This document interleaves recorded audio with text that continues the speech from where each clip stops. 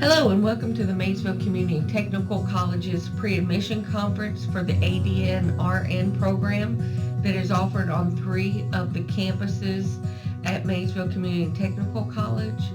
And those campuses include the Maysville Main Campus in Maysville, Kentucky, the Montgomery Campus in Mount Sterling, Kentucky, and the Licking Valley Campus in Cynthiana, Kentucky. This program is offered yearly at the Maysville campus and the Licking Valley campus, and currently it's offered every 2 years at the Montgomery campus, but we will reconsider that in May before August to decide if we have enough interest to move ahead with admitting every year at the Montgomery campus. So we'll go ahead and get started. Thanks for joining us.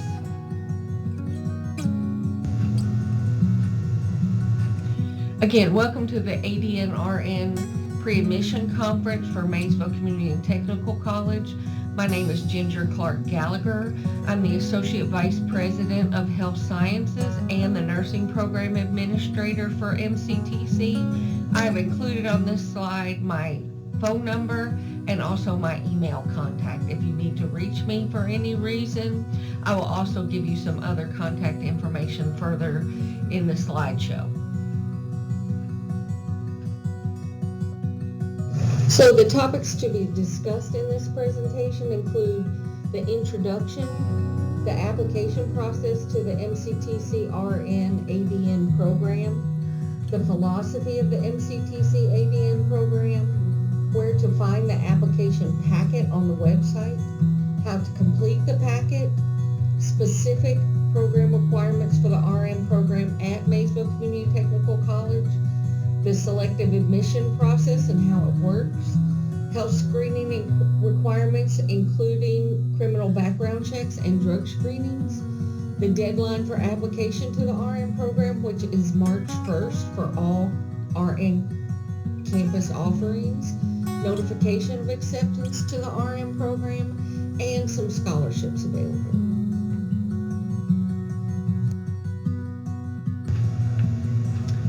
So on this slide, we're going to talk about the application process. Where do I find the application? You go to the MCTC website, go under nursing, and right where you found this pre-admission conference, right below that, there's also an admission info packet and an admission signature packet. Those forms we'll be going over today. The information packet is for you to keep, and the signature packet is for you to return to us at the college, and that's your application. So what is considered a complete application? We're going to go over that today, but you must complete all the signature packet forms and return that in your application. You also must send a current copy of your SRNA from the Kentucky Board of Nursing website for your application to be complete. So please make sure that you go to the Kentucky Board of Nursing website, look up your SRNA, print that, and put it in your signature packet to give to us. Applications must be submitted by the deadline to be considered. Incomplete applications, again, will not be considered. And it's your responsibility as the student to ensure that the application is complete and on file by the deadline. Again, the deadline is March 1st of the year prior to August, when you would be starting the nursing program. And you mail your application with the signature packet and your SRNA form to the Maysville Main Campus.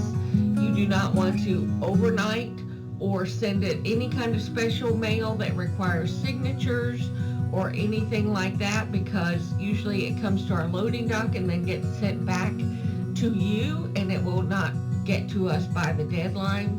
So the deadline again is March 1st, and that is for it to be postmarked by March 1st. So you can get it to the mail post office prior to March 1st and get it stamped, or you can actually bring it into the college if you would prefer, so that you know that someone gets it.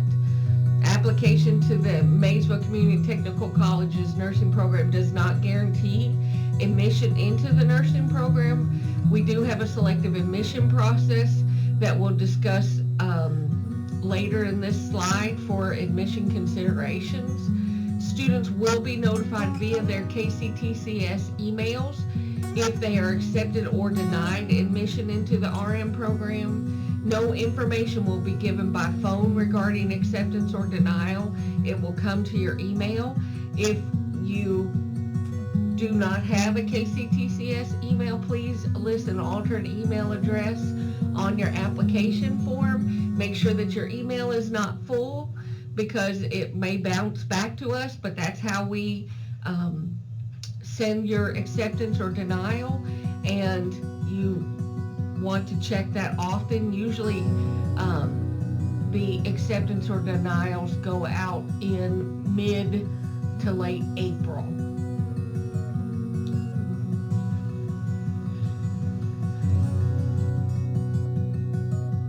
This is the philosophy of the MCTC ADN program, so I'm going to give you a few minutes to look this over.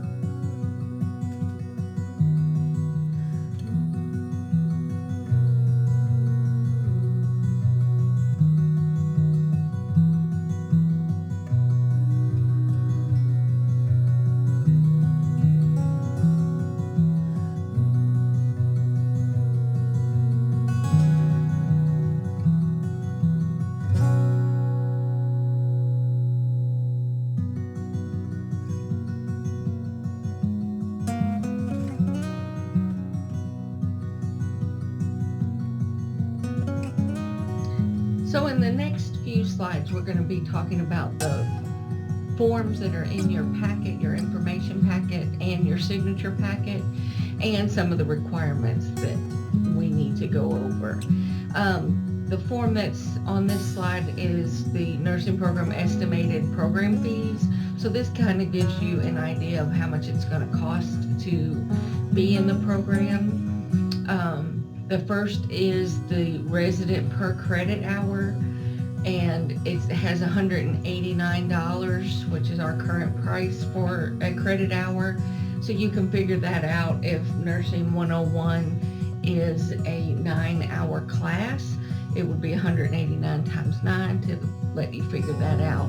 We also have the non-resident per credit hour price, the Build Smart fee, your textbooks, your nursing kit, which you have to get per semester, your access to ATI, which is usually per semester, exam software, which is how we take all our exams for the nursing program, uniforms, required background checks and things before you have to go into a clinical rotation, and that it also includes Castle Branch, and some supplies that are required. It also goes over graduation expenses for your last semester, and then some of the clinical sites that we use for our nursing clinicals. This is not all inclusive, of course.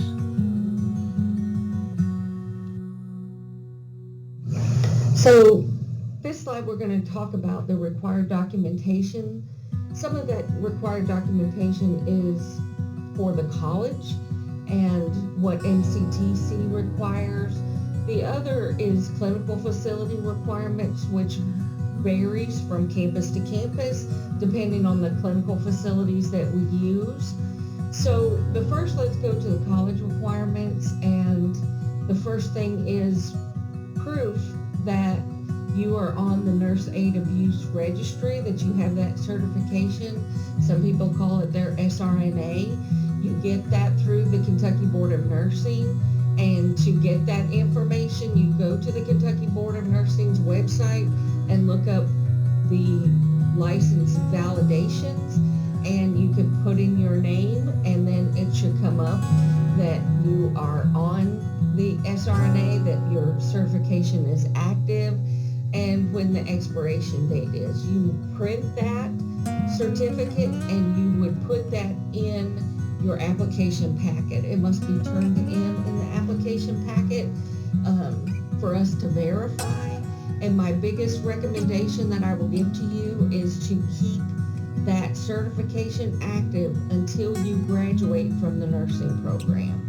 Simply because if you let it lapse, you would have to take the course over again and take the nurse state testing over again, because if for some reason you have to get out of the program, you have a family illness, maybe you're unsuccessful, anything like that, and you have to leave the program, but you want to be admitted the next application cycle, and that has expired, you won't be considered, because it is a requirement that you have that.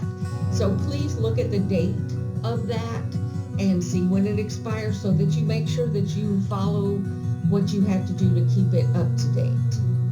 The next is CPR certification or recertification. At the college, we require that you have a CPR certification that is not done online. You have to do your checkoff face-to-face, and it has to include infant, child, adult, and AED for the certification. Sometimes they call it a healthcare provider certification. Sometimes it might be something different, but usually we like it through the American Heart Association, and it says healthcare required. If you have a basic CPR for laymen, that will not be accepted. So just please look at your CPR certification and make sure that it has infant, child, adult, and AED. The next is professional liability insurance proof. We include that with your tuition each semester. It's about $11 a semester. So know that you do have that, and we just automatically include it in your tuition, so that makes it easier for everyone to make sure that we have that paid. The next are the clinical facility requirements. Again, this could be possible or it could be mandatory depending on where you go. But one is a drug screen and a criminal background check. We do those through our records repository through Castle Branch. We have a contract with Castle Branch, and that's where students upload their data.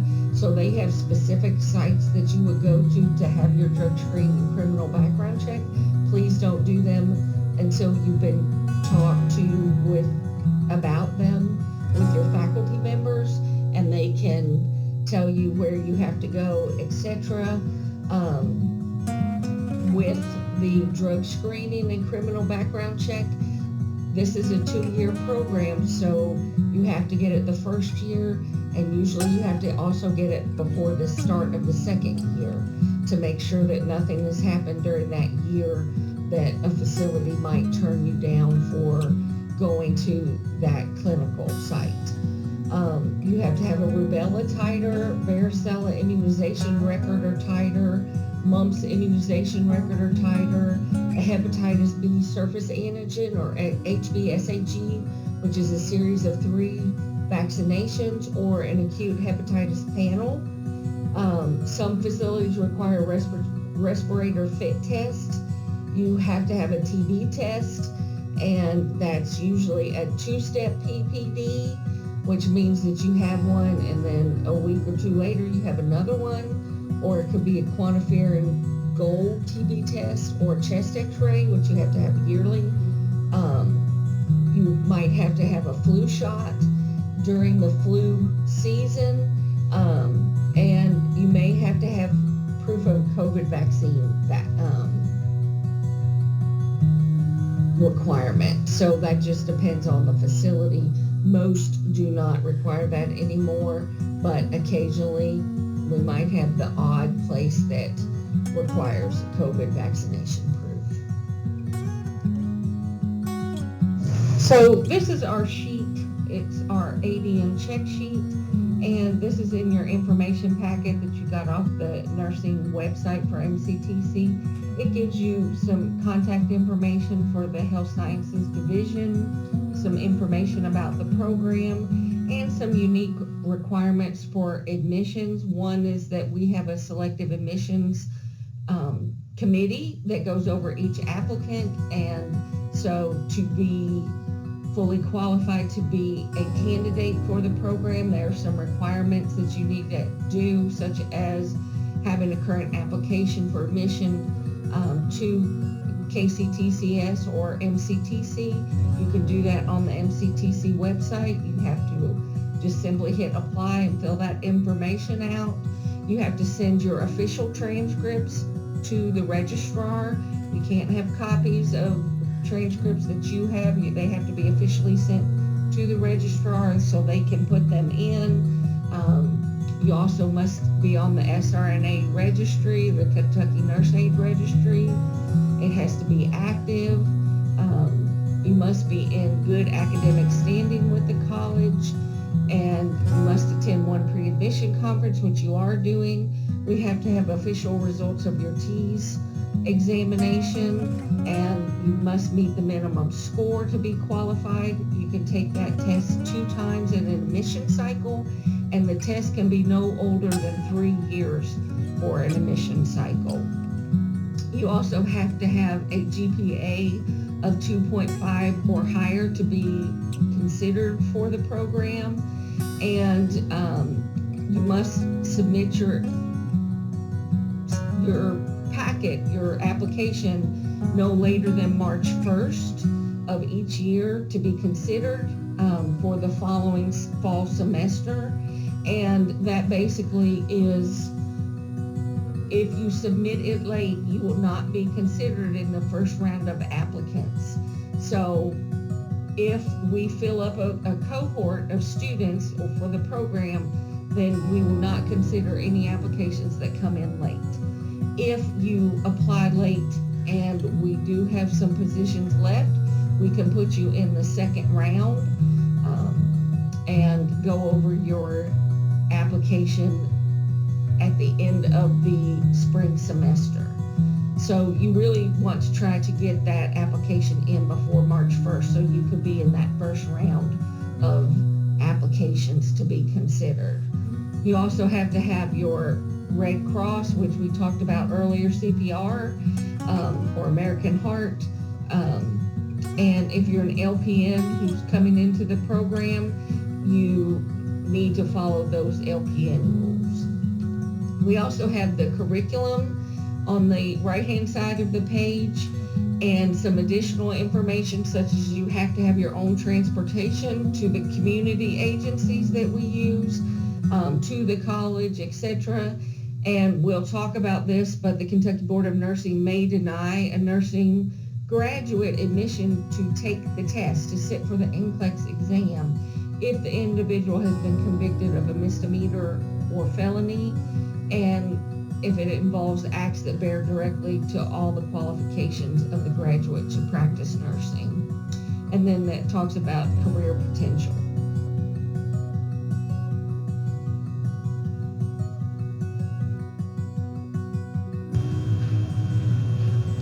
The next slide we're going to discuss is about the ATI-TEAS examination. And the ATI-TEAS examination is the test of essential academic skills. It's an exam that's standardized. It has standardized test questions, multiple choice, designed to assess a student's readiness for nursing school or any allied health program. It evaluates basic academic skills in 4 key areas: reading, which includes comprehension and interpretation of passages; math, which is arithmetic, algebra, and data interpretation; science, which is biology, chemistry, anatomy, physiology, and the scientific reasoning; and English and language usage, which includes grammar, punctuation, sentence structure, and vocabulary. The exam consists of about 170 questions, and it's a crucial step for admission. It is a requirement that we have to make sure that you're prepared and you're ready for the program. So again, it's multiple choice. There are several options to study that include anything from a free app on your phone, go to ATI-TEAS exam preparation, and you can get a free app that will prepare you. And it's a good idea to study. I highly recommend that you study, because if you don't and you go in, you won't do well, and it's cost about $70 to take it. So try to study. And prepare. It'll help boost your confidence and increase your success rate. And you can also go to the www.atitesting.com/events, and it has free webinars. We have something in the library that you can check out to help you. So we really want to help you as much as possible to prepare for this test. This flyer is from the CEOC TRIO Educational Opportunity Center, and they can help you pay for the T's. You would want to contact them directly sooner than later, so they can see there is qualifications that you have to meet in order for them to help you, but they do give T's vouchers, so it's worth a try to get them to help you pay for it. So you can scan that QR code or give them a call.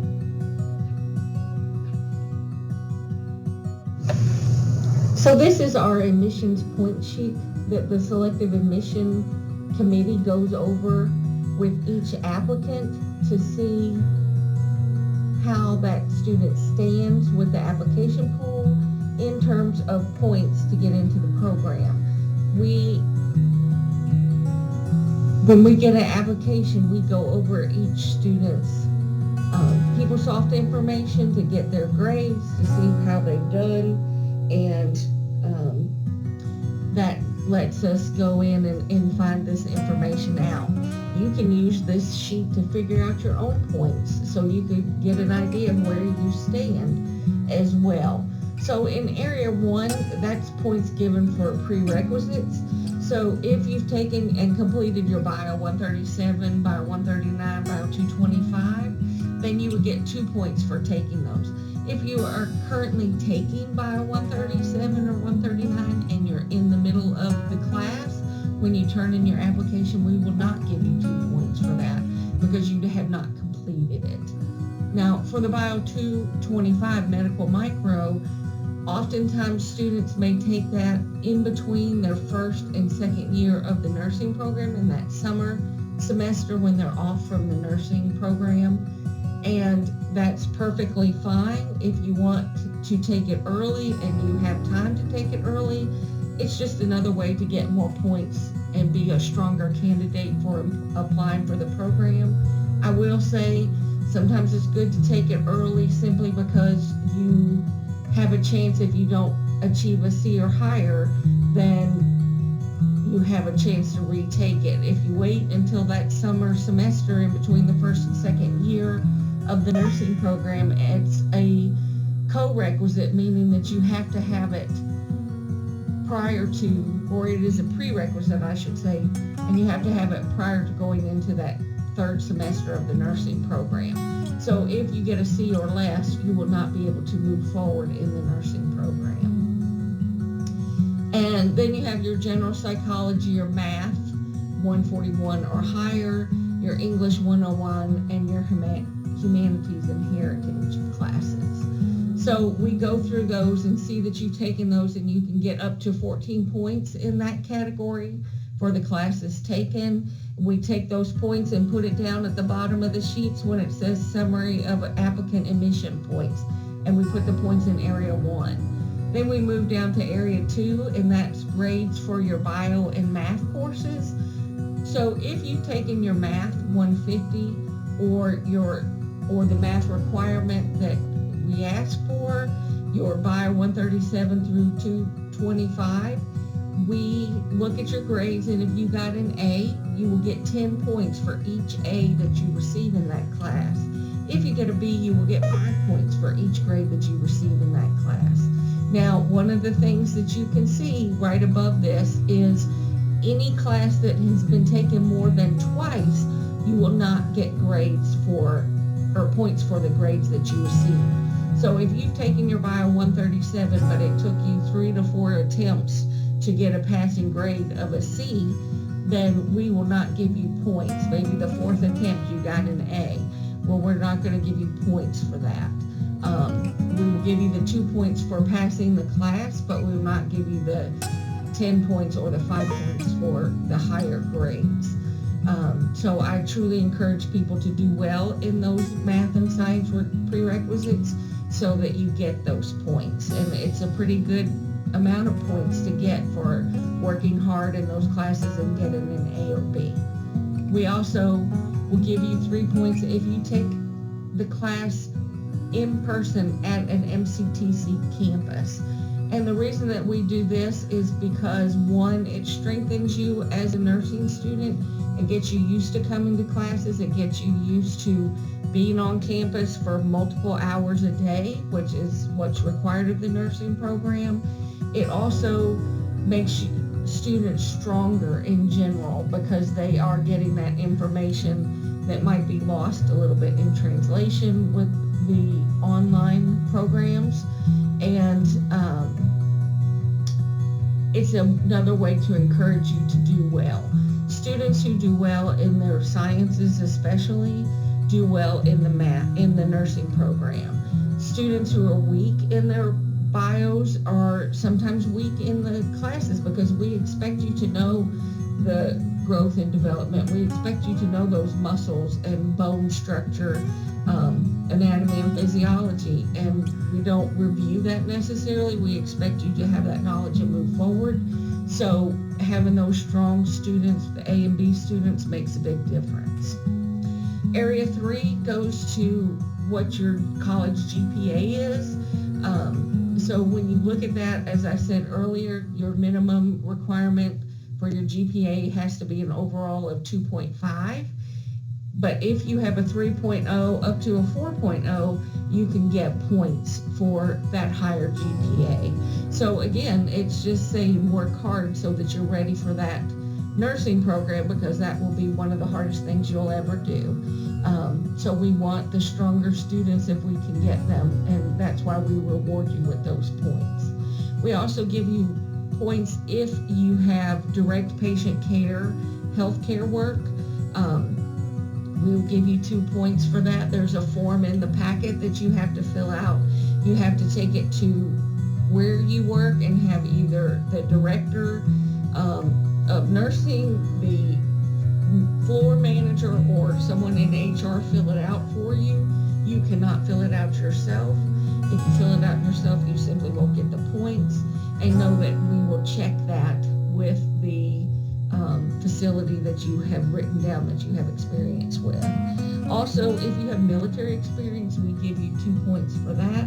You just have to give us a copy of your military ID or some form to prove that you are in the military.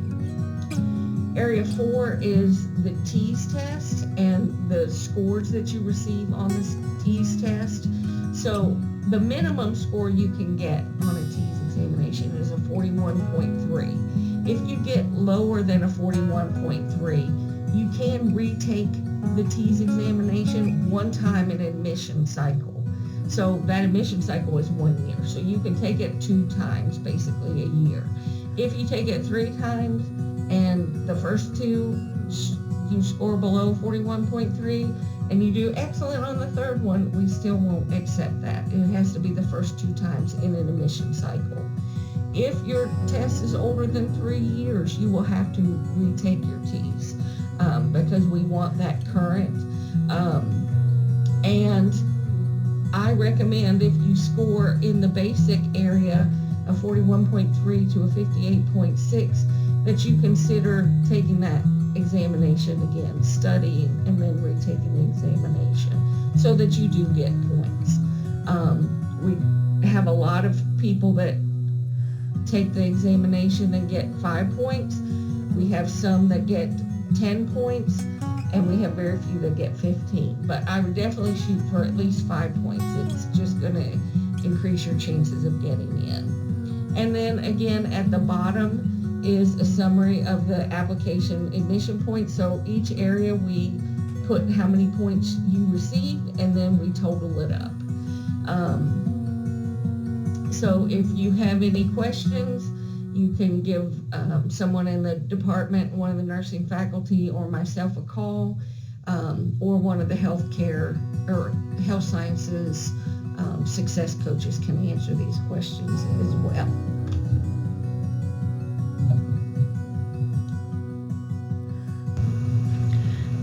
To have your application complete, you have to have completed the ATIT's exam by the application deadline, which is March 1st. So if, as we talked about in the point sheet for the selective admissions, the required score to be considered for the ADN program is a basic score, which is above 41.3%. If you fall below that level, we will not consider you for the program, so I highly recommend that you retest it. Again, I highly recommend that you study for the TEAS exam, but that will help you get a better score. So basic is considered 41.3 to 58.6. You will receive 0 points if you get that basic score. We consider it proficient if you get a 58.7 to a 77.9 and above, so it gives you 5 points, 10 points, or 15 points. If you get it below a 41.3, that is considered remedial, and that is why we can't consider you for the program. So if you didn't test well the first time, you may retake it one time per admission cycle, which is that admission year. The retake has to be completed prior to the admission deadline for the desired admission date. So the best score of the 2 attempts will be used to calculate the points for this selective admission. So again, I recommend that you study. I recommend that you do well, and if you don't do well and you want those at least 5 points, I would recommend that you retake it again. I have another part on this slide that has some study tips for you to be able to study for the exam. So the next form included in your packet is a statement of understanding. This form will have to be returned with your admission packet to the college. And it says, as a student of this program, I agree to the rules, regulations, policies, and procedures as stated below. The program requires a period of assigned guided clinical experiences, either at the college or at other appropriate facility in the community. For educational purposes and practice on live models, I will allow other students to practice procedures on me, and I will practice procedures on them under the guidance and direct supervision of my instructor. The nature and educational objectives of these procedures have been fully explained to me. No guarantee or assurances have been given to me by any representative of the college as to any problem that might be incurred as a result of these procedures. So usually you have lab partners that you practice head-to-toe assessments on. You practice listening to heart sounds, lung sounds, bowel sounds, different things like that. So that it gives you a much better way to practice than listening on a mannequin. These clinical experiences are assigned by the instructor for their educational value, and thus no payments or wages will be earned or expected. It is understood I will be a student within the clinical facilities that affiliate with my college and will conduct myself accordingly. I will follow all required and published personnel policies, standards, philosophy, and procedures of these agencies. I will agree at my own expense to obtain all health screenings, immunizations, criminal background checks, and drug screenings as required by the affiliating agency. I have been provided a copy of and read and agree to adhere to the college policies, rules, and regulations related to the program for which I am applying.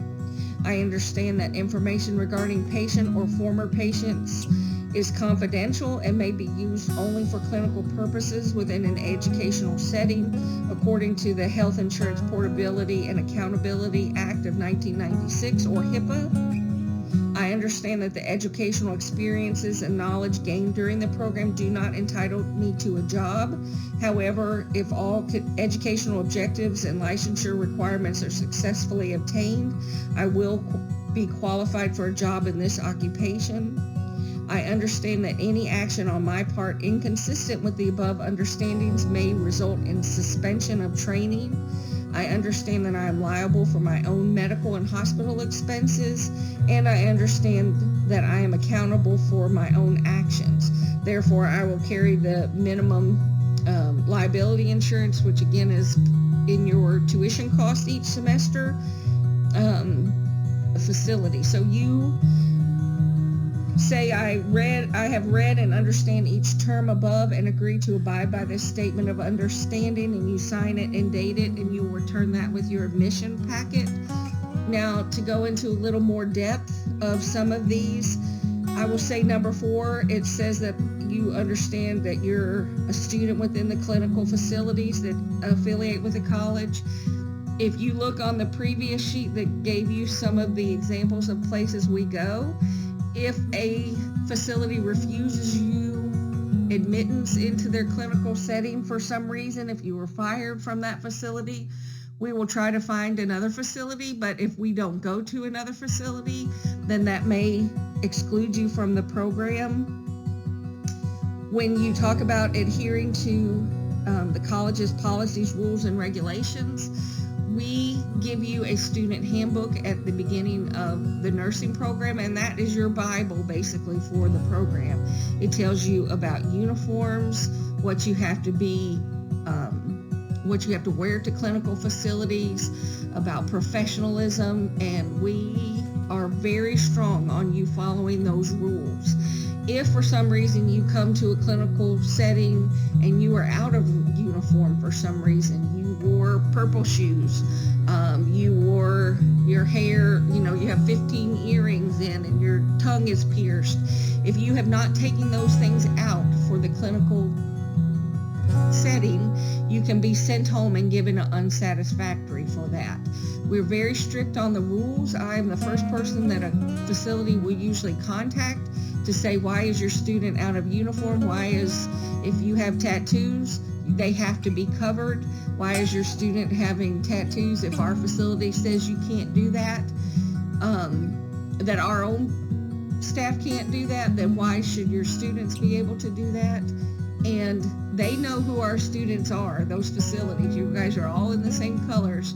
And if I get that call and I have to call the clinical instructor and say who's out of uniform, who's wearing jewelry, who's wearing a tongue ring, etc., you will be sent home and you will be given an unsatisfactory. If you get 3 unsatisfactories, again, you are out of the program. So we follow those rules not just because we like to write rules. Those came from the facilities. We have long-standing relationships with the facilities we go to, and it's not fair for students to be out of the conformed uniform that their staff have to be in. So yes, our restrictions are strict. We expect you to follow them. I don't care what you do when you're working on your own time, but when you're in a facility and you're representing the college and you're representing the nursing program, we expect you to adhere to all uniform requirements. We expect you to act professionally at all times, have your badge on at all times if you're representing the college. And so those are things that you want to definitely be aware of and know that we are very strict on that. HIPAA is another thing that we are very concerned about. Breaking HIPAA can result in a huge fine for students, up to $250,000 of your money. It wouldn't be covered under the liability insurance. So we all live in small towns. MCTC is basically every campus is in a small rural area and everybody knows everybody. So we take this very seriously, and you do not want to talk about a patient that you are caring for at any time anywhere outside of the setting of the hospital to your instructor or to the nurse caring for them. You don't even want to discuss it between each other. You don't want to discuss it at the lunch table, what you did to Mr. So-and-so in room 239A, because their family may be sitting there and know exactly who you're talking about. And the hospital can find out that you broke HIPAA and they can call us, and they can refuse to allow you back into the facility, which basically means that you would be out of the program. So we take HIPAA very seriously, and you don't want to put anything on social media. You don't want to put anything out there that would in any way jeopardize your admission into the program, or the possibility of being fined federally for breaking HIPAA confidence.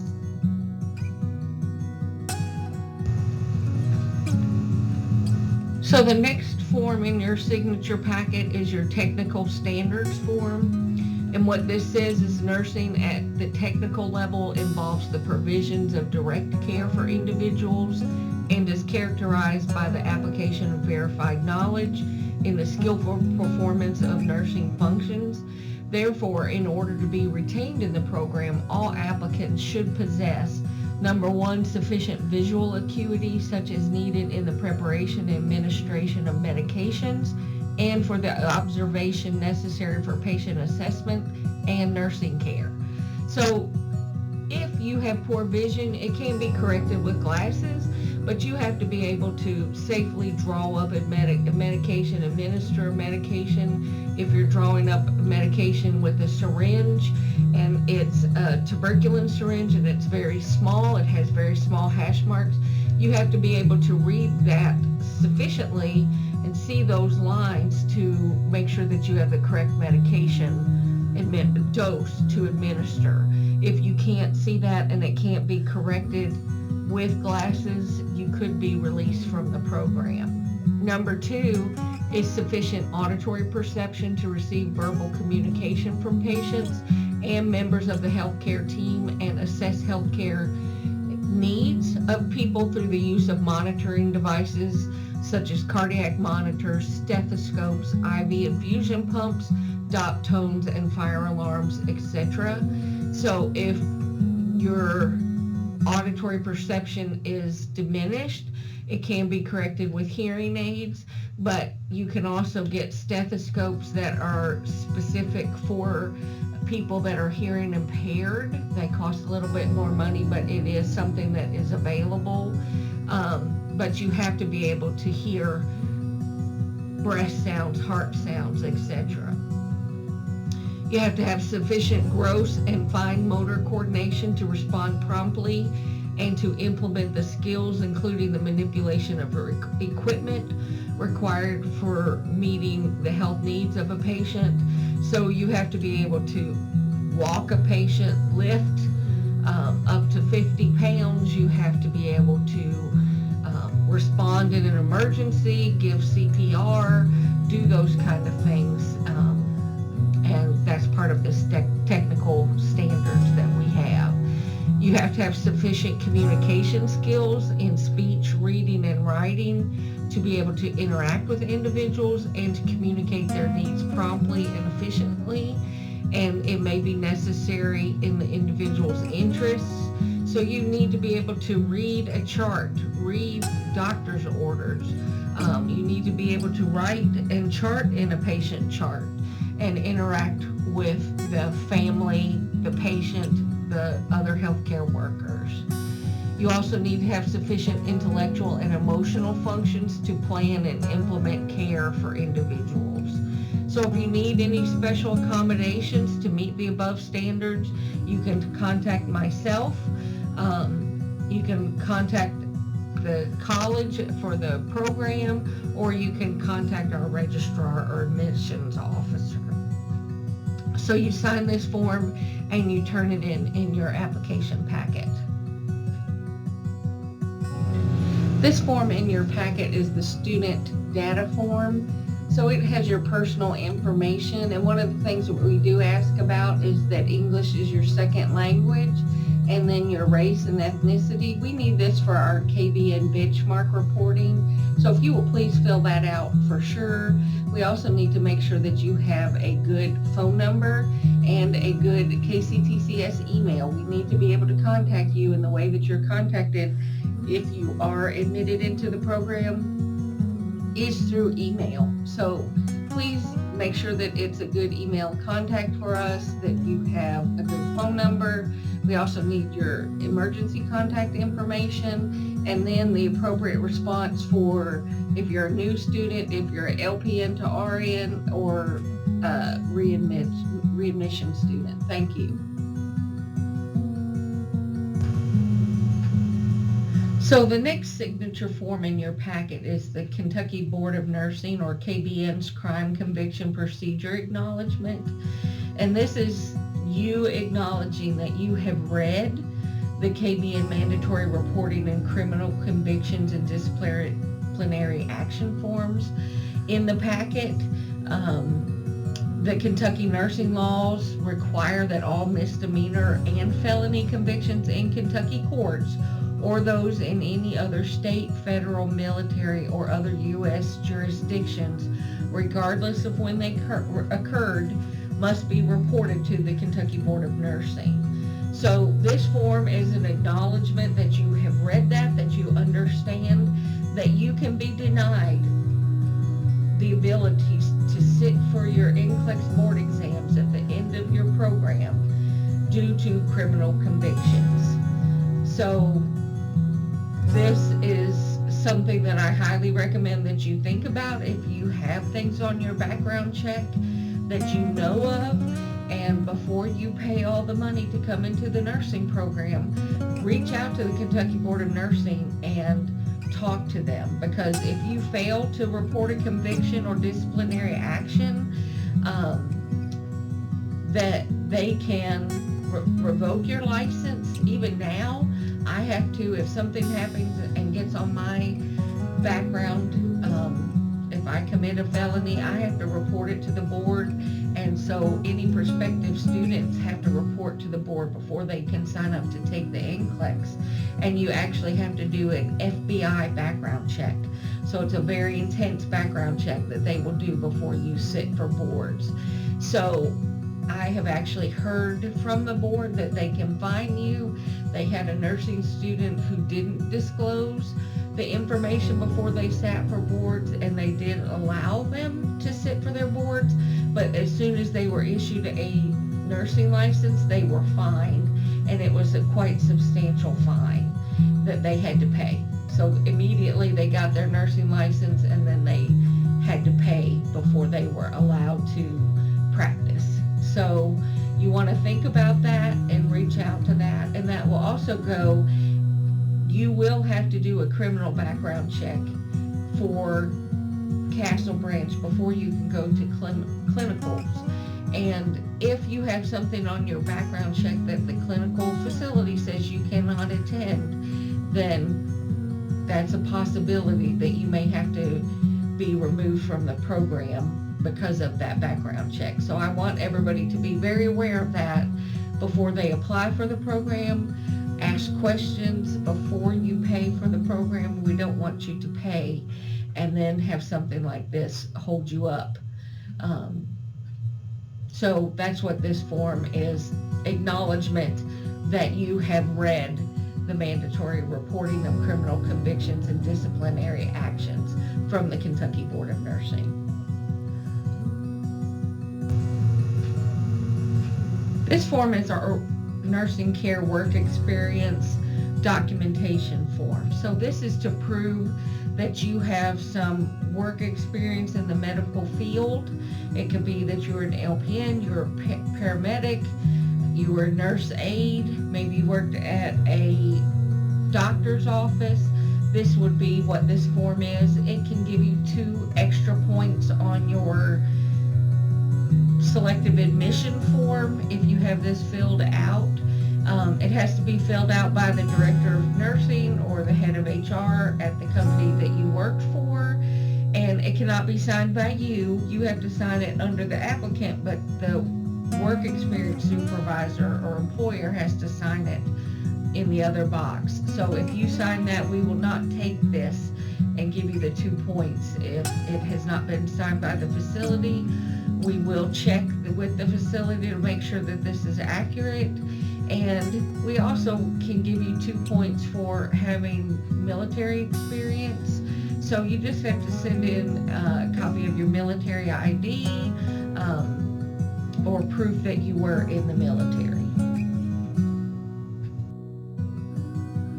This form is our policy for readmission. So if you are considering trying to come back in because you were unsuccessful in one of our programs, you can look at this form, and it's in your admission packet. And the big things that you have to do are submit a letter to myself to say why you want to be considered for readmitting into the program. You also have to get a faculty member to recommend that you be in the program, but you can read this in your packet and get further information.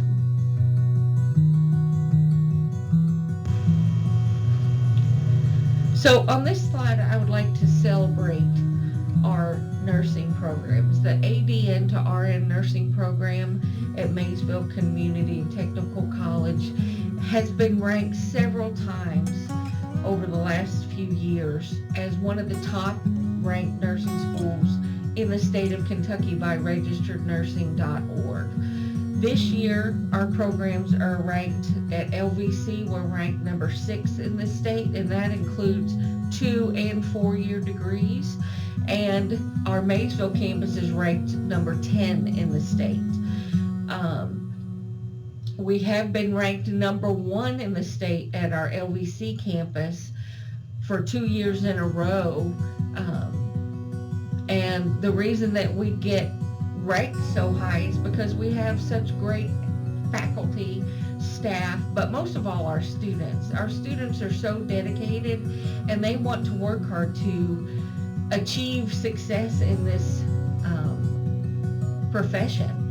And it requires a lot of hard work, but our pass rates, the reason that we get ranked is so high is our pass rates, and the ranking is based on NCLEX pass rates over the last several years, and Maysville Community Technical College's 3 campuses have done an amazing job.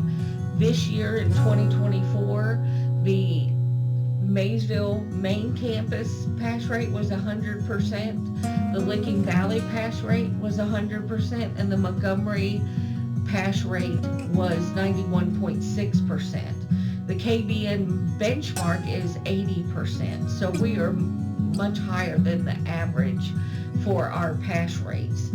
The year before, in 2023, Maysville again had a 100% pass rate, Montgomery had a 100% pass rate, and the Licking Valley program had a 91% pass rate. So we're thrilled with that. I think that that's one of the reasons we do so well, because if you look back at our history of passage of the NCLEX, our students have done outstanding, and that means our faculty is preparing them for that while they're going to school. So it's something that I'm definitely proud of to be a part of this program, but it also means that students have to work hard. You have to be dedicated to this program, and it is 2 years of basically complete dedication to the RN program. It means that you have to look at it like a job. You have to study, you have to work hard, you have to give up a lot of time that is with your family and friends in order to be able to study for this course. It will be the hardest thing you've ever done. I've been a nurse for 34 years, and when I went to nursing school, even then, it was the hardest thing you've ever done. So I tell you this not to scare you, but just to be prepared. But when you come out, you know, you're a healthcare hero.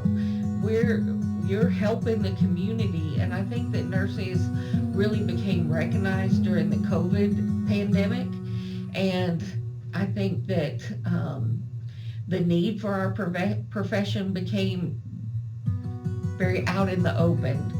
And you will always have a job if you want a job as a nurse. And you can't say that about every profession. I've been a nurse, again, like I said, for 34 years, but I've done so many things. But I'm a nurse first, and that's the thing that I'm most proud of. I'm proud of that RN behind my name. I worked hard to get it. I studied hard. I did sacrifice, but I have done so many things with that licensure including now being the administrator, for the nursing program. So I highly recommend this profession.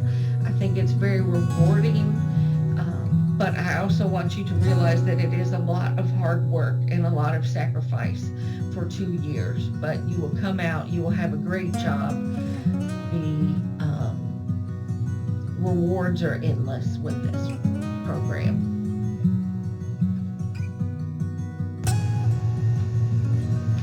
This form is your campus selection form. So we have 3 campuses currently.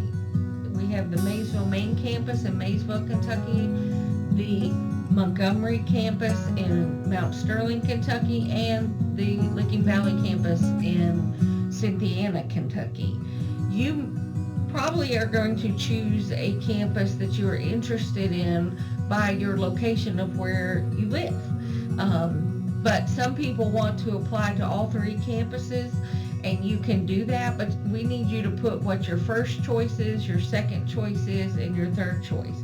Maybe you live in Cynthiana, so you're going to put the LVC campus as your first choice. And then whichever one's closer to where you live is your second choice. Maybe there's only one campus you're willing to go to, then you just write that campus down. You will only be chosen for one campus, and we will take your order of preference in consideration. But if you choose, let's say, the Montgomery or Licking Valley campus, they can't take as many students because the Kentucky Board of Nursing limits how many students we can take per campus. And the Maysville main campus can take more students if they're qualified. And so sometimes because of your points and different things, you may put Licking Valley or Montgomery as your first choice, but they have filled up because of the applicant pool and who has higher points than you. So if you put Maysville as your second choice, you may get assigned to the Maysville campus, and that will be the campus you're chosen for. So this form has to be filled out with your name and what choice you want to be chosen for. Thank you. So at the beginning of the conference, I talked about some scholarship information that I would give you. And the first one is from the Kentucky Board of Nursing, and it's the Nursing Incentive Scholarship Fund. It gives $1,500 per academic semester or $3,000 per academic year. The great thing about this scholarship is you do not have to use it towards just tuition and books. You can use it for cost of living expenses such as gas, childcare, food, your car payment, etc. So it's a great thing, and the way that you have to repay it is after graduation. Each scholarship recipient is required to work full-time or equivalent as a nurse in Kentucky for 6 months for every academic semester funded. If you graduate from nursing and choose to continue your career in nursing education, you can apply for a new scholarship during that time, but you will have to repay it if you move out of state. But it's a great scholarship if you're planning to stay in the state of Kentucky, and it's great because it doesn't tell you what you have to use it for, but you can use it for just cost of living things while you're going to school. And another is through the state of Kentucky, and it's WIOA, W-I-O-A, and another is from certain hospitals and facilities around the school locations that we go through, such as St. Clair will offer scholarships for students who are interested in going into a healthcare profession, as long as they sign a contract agreeing to go work for them when they graduate. So it's kind of nice to know that you have a job when you graduate, but you also have help financially for going to school when it's really difficult to work.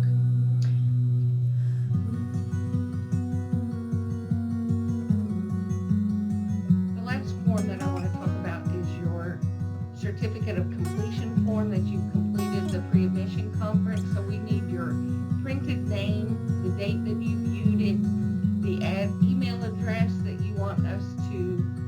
contact you at, and then you're going to say that you, nurse student, has listened to the online advising session and have read the program admission packet, etc., that you're aware of the following topics pertaining to the associate degree nursing program, and that's all listed there.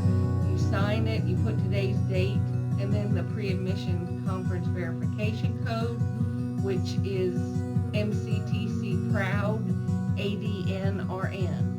So again, MCTC Proud ADNRN. Include this with your nursing application packet and turn that into college. And finally, I want to remind everyone to please make sure they take their TEAS examination with the testing center at any of the MCTC campuses. I recommend that you take that earlier rather than waiting until the end of February, because if you need to take it again, you want to have time to study and retest. Also, make sure that you fill out the paperwork that's required in that signature packet that's marked with blue writing at the top, and be sure to return it to the Maysville Community Technical College's main campus in Maysville, Kentucky. Do not send it via overnight shipping, or that a signature is required, or any kind of special delivery. It just needs to be sent regular mail. It has to be postmarked by March 1st, and you send it to the attention of the nursing department at MCTC, 1755 US 68 in Maysville, Kentucky, and the zip is 41056. Please make sure you include a copy of your SRNA from the KBN if you have taken and passed the state test for nurse aid. Make sure that that's included, because that's considered to have a complete packet. If you haven't taken your state test yet, that is okay. We will see that you've taken the class, and we will check that before the first day of class.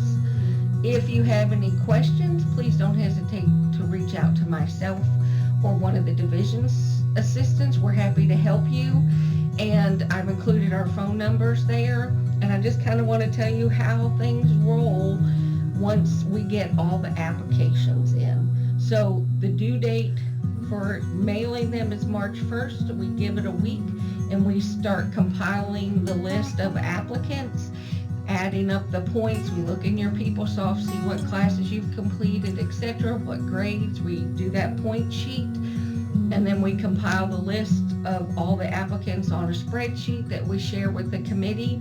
The committee meets and goes over that and decides who is going to be accepted into the program. So it's not just one person who decides that, but it is a committee that decides that. And we look at your overall points, how you did in your math and sciences, and how you did on your TEAS test. So we're looking at those things to decide if you're accepted or denied. I can't tell you the magic number. It depends on the application pool of how many points you need to get into the program. So you probably will not hear from us until mid to late April. You will be getting an email to say whether you've been accepted into the program, conditionally accepted into the program, or denied the acceptance in the program. Or you might get a letter that says you have been accepted with the second round. What that means is that with the second round, we are looking at your application again after grades are posted in May. Grades have to be posted by the Monday after finals week. They are required to be posted. We look at those second round applicants again, refigure their points, and then decide if, the committee meets again, and then we go through who we will accept. And we have a limited amount of space that we can accept at each campus. So you will be getting a letter at that point as well of whether you're accepted or we deny your acceptance. So usually that happens in mid-May. So I wish you the best of luck. I encourage you to work hard in your classes, and we look forward to seeing you in August. Thanks.